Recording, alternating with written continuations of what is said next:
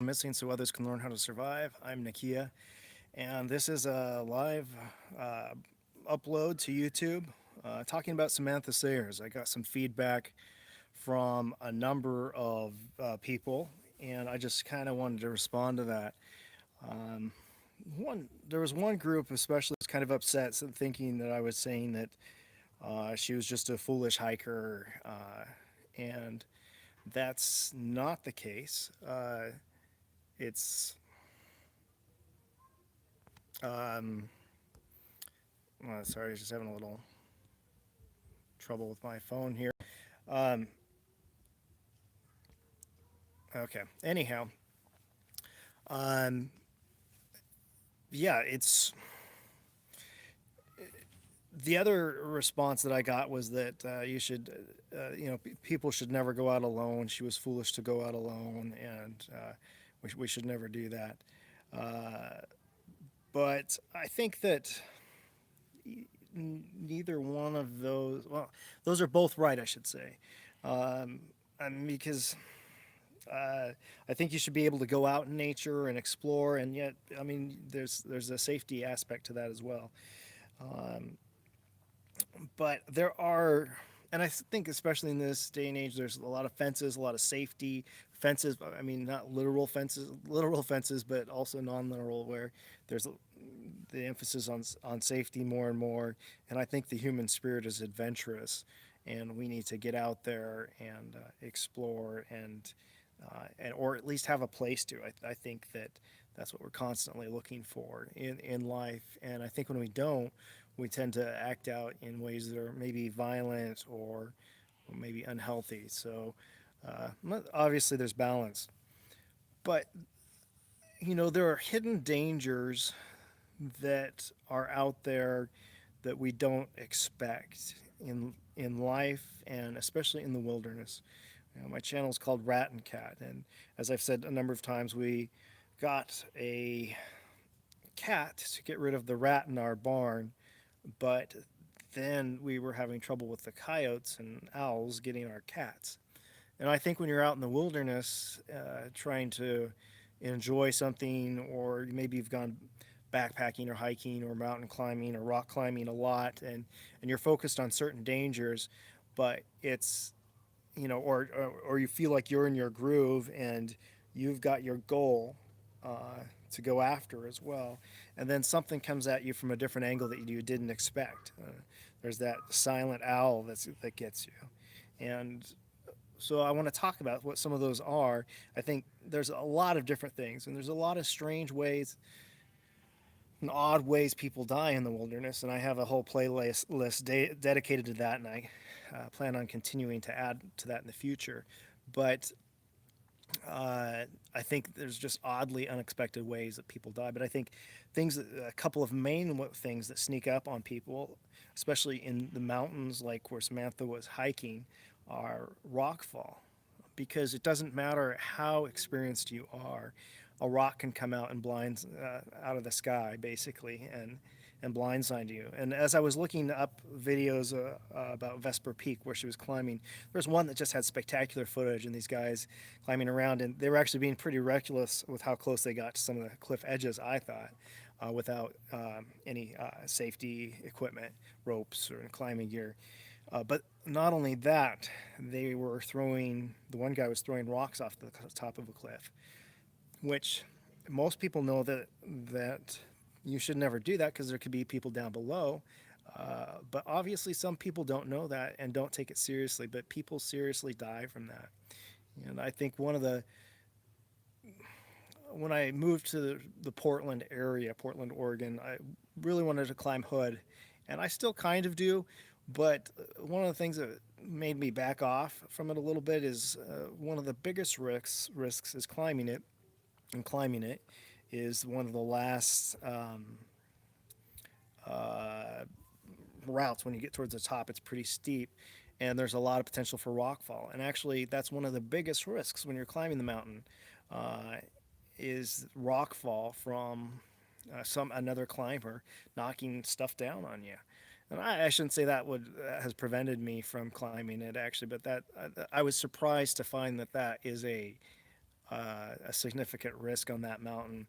Uh, and even looking at a couple weeks ago, expert climbers Jason Wells and Tim Klein fell climbing a route called Free Blast from El Capitan, and they were expert climbers. And the still being investigated, but I saw at least one report that said that uh, they had actually some other climbers had dropped some climbing gear on them that knocked them both off, and I think they were simul climbing, I believe is what it's called, and where they're both attached to ropes just to each other. They're not anchored off, and they're just going up these routes fast. And I think that route, some other famous climbers just broke the record for speed climbing on that route, I believe it was, or the mountain. But so even though that they were doing something risky, it wasn't what they had their eye on that got them. It was what came from above. Some other climber being risky and dropped some equipment on them potentially. Uh, and there's another British climber was injured in 2017 during a rocket slide on El Capitan. It just happens quite a bit, and you think about it, and you hear about it, and there's movies about it, but um, when uh, you actually go out there, it's kind of easy to overlook it. And especially mountain climbing, because you get into these situations when you get into higher peaks where there's a lot more exposure. Because just backpacking through the forest, you think, it's pretty safe. But then all of a sudden, you'll find yourself in a completely different location that's really wild and a lot more risk. And then the other hidden danger that I think a lot of people overlook is wild animals. It's rare that people are attacked by wild animals, but I think that it might be more common than we realize for some of these missing person cases where they just disappear. Uh, and I know here in Washington State, somebody died this last month. Two mountain bikers, you probably have read about that or heard about that, where they were just cycling along, and mountain lion got that chase instinct and started chasing after him, and they stopped initially, did the right thing, put their bikes up, but then they started to run and take off, and that's when one of them got it and killed one of them. They were both attacked. But and I have related about staring down a mountain lion just a couple of weeks ago here in my own backyard.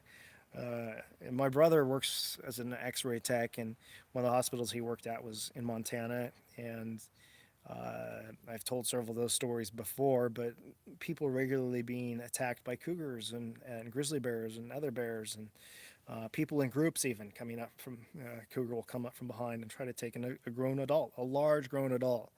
So I think that's a real risk. Um,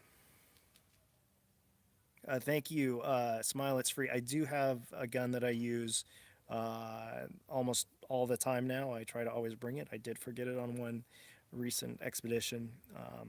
Yeah, uh, I think having a gun or bear spray, and I think, as I've said before, for people who aren't trained in guns, if you're not really don't know guns well, it's going to be a lot safer and actually statistically more effective for you to use spray than a weapon, than a firearm, I should say. So, and because there's two things where you're less likely to actually hit the other person or kill somebody else in your party if you're just spraying with a spray. But also, it's about 20% more. Bob Myers is saying bear spray is better. It's about close to 20% better, more effective to use a gun. I mean, a spray on a bear, and I think on a cat, it's a lion. It's 99% effective. So pretty amazing results there. Um, you know, so we all take risks when we go out, and we take risks in life driving down the freeway. If we just sit down on our couch at home, we take a risk. Uh, of having a heart attack, getting heart disease because we're not exercising enough, we're going too fat. Uh, so there's all kinds of risks in life, and you know, uh, there's something about taking measured risks that I think is really great, and especially high mountains. And I encourage you, if you've never climbed a tall mountain, to do that. Uh, it's amazing to see the transformation below you if you've climbed any significant peak. As you go above the snow line and you see the world change into a different world, and you've realized that you've gotten to that spot in your own perspective, I mean, on your own 2 feet, as you look back across and see the shadow of the mountain stretching out into the horizon and infinity. And there's just no other feeling that I can describe that is anything like that. I have to say it's probably kind of what the astronauts feel like. But there are inherent risks, and I think to some extent it's worth taking, and some risks. But there are some simple things like we've talked about: rescue beacons, letting people know where you are, um, setting your rescue beacon so that it's leaving a trail where you're going. And so that people can check in on you, and if you don't check in with them, they know to look for you on your last point that was dropped, and theoretically it should still be at that same spot where you're at, even if you're taken out by a rock, which a lot of people have said too under this post about Samantha, that beacon won't do you any good if you're dead. And that's true. It's if you're dead, you're dead. uh, but at least there'll be some closure for the family, and a lot of people won't have to spend a lot of time looking for you. um, Wild animals, lost and lost one. I'm not sure if that. I don't know. You could say animals are maybe more aggressive these days. Certainly, we are encroaching more and more on their territory, and I think you see the mountain lions, especially, fighting back against that, which is amazing because a lot of animals are just being wiped out. And I would say, compared to saber-toothed tigers and dinosaurs or whatever, well, I guess dinosaurs weren't here when men were, but hey, brown dwarf, good to see you. Um, and yeah, I think that things were a lot more risky maybe in the past, and even with a lot more wolves and bears and wild animals here on the frontier in the United States and wherever else. So I think we're seeing a little bit of resurgence because we killed off a lot of those animals, and we're seeing some of those come back, some of the wolves and bears in certain areas more than we have for a few years. So that's definitely the case in some scenarios. But I want to hear your feedback, and I appreciate you guys commenting on this video as I'm talking live here.